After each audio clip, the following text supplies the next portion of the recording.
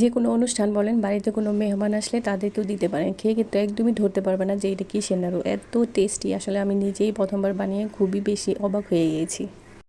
আপনারাও খুবই সহজে এই মজার নাড়ুটি তৈরি করে নিতে পারেন এবং ঘরে সংরক্ষণও করতে পারবেন। ইনশাআল্লাহ অনেক দিন থাকবে এবং নষ্ট হবে না, কোনো প্রকার গন্ধ আসবে না। নাড়ুটি তৈরি করার জন্য আমি প্রায় 1 কেজি ওজনের একটা পেঁপে নিয়ে নিয়েছিলাম এবং এটাকে ভালোভাবে ছিলে পরিষ্কার করে ধুয়ে গ্রেটার দিয়ে গ্রেট করে নিয়েছিলাম।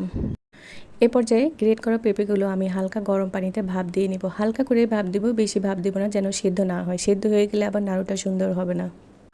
ভাপ দেওয়া হয়ে গেলে পেঁপেগুলো আমি একটা কাপড়ের উপরে নিয়ে নিব এবং উপর থেকে ঠান্ডা পানি ঢেলে দিব। ঠান্ডা পানি দিয়ে ভালোভাবে ধুয়ে এবার কাপড়টা ভালোভাবে চিপে এর ভেতর থেকে পানিটা বের করে নেব। এখন যে কাজটা করেছি আমি, নাড়ুর সুন্দর একটা কালার আনার জন্য আমি গুড় ব্যবহার করেছি। চাইলে আপনারা ক্যারামেল তৈরি করে নিতে পারেন। আমার হাতের কাছে আসলে গুড় ছিল, যার কারণে আমি ক্যারামেল তৈরি করার এটা প্রয়োজন মনে করিনি। সুন্দর একটি ফ্লেভারের জন্য আমি ব্যবহার করেছি 2টি এলাচ। এরপরে চিপে রাখা পেঁপেগুলো আমি মেল্টেড হওয়া গুড়ের মধ্যে দিয়ে দিয়েছি। এর পর্যায়ে আমি যা করেছি, হালকা একটু নারকেল ব্যবহার করেছি এবং নারকেলের পরে দিয়ে দিয়েছিলাম হালকা গুঁড়ো দুধ। আর এই নারকেল আর গুঁড়ো দুধটা আমার নাড়ুর টেস্টটাকে আরও বেশি বৃদ্ধি করে দিবে, যার কারণে আমি এই উপাদানগুলো ব্যবহার করেছি। চাইলে আপনারা স্কিপ করতে পারেন।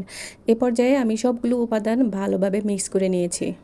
এই তো চুলা থেকে আমি পেঁপের মিশ্রণটা নামিয়ে নিয়েছি এবং নাড়ু বানানোর একদম লাস্ট স্টেপে চলে গেছি। হাতের শেপ দিয়ে আমি সুন্দর করে গোল গোল করে নাড়ুগুলো তৈরি করে নিব। মাশাআল্লাহ, দেখতে যেমন হয়েছে খেতেও কিন্তু অনেক বেশি সুস্বাদু হয়েছে। তো কেমন লাগলো আমার এই নাড়ু বানানোর রেসিপিটি অবশ্যই কমেন্ট করে জানাবেন, আর ভালো লাগলে ফলো দিয়ে পাশে থাকবেন। আজকে এই পর্যন্তই। আল্লাহ হাফেজ, ভালো থাকবেন সবাই।